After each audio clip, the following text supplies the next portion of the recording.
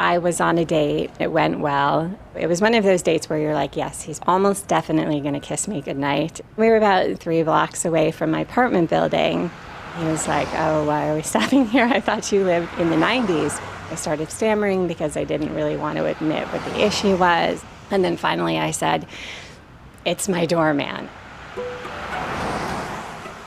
My doorman was my friend. My name is Guzim. I was with open heart to help her because I liked her as a human being.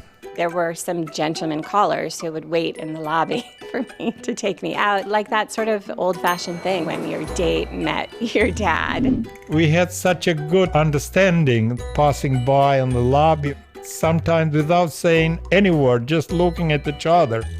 When I shake the head and said, which means I was not quite convinced. He's from Albania. He spent 20 years of his life in a labor camp. My father, he was accused of coup d'etat and was condemned for life. After the collapse of Berlin Wall, I won a qualification to come to America. A friend of mine found me a place to start as a doorman, and I get stuck there when I met Julie. For someone who's highly educated, he wasn't always treated that well by the people who lived in the building. I used to be a chemical engineer. I am, can I say, overqualified doorman. He rolled with it. He just didn't care about petty, upper middle class, 2 cars, 1 for hockey gear, 1 for date night living. We had so many pains. The mantra was no complaints. Let's look to find the beautiful things, to watch the river or to go up the mountain after work. I met someone at school. He was a modern guy. I think of his face and I still will break out in a sweat. Tricky a little bit for me. He was irresistible. One thing led to another. About 2 weeks after that, I realized that I was pregnant. Whoopsie.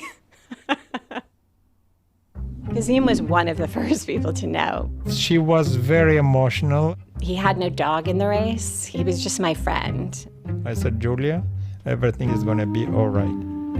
When my sister in labor camp got pregnant, my older sister said, Guzim, this is a gift. I remembered that. I said, Julia, this is a gift.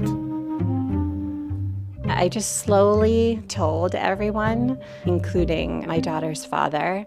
I just said, you're off the hook. We both know we're not going to spend the rest of our lives together. I had my baby, and then my parents came and picked me up and drove me home.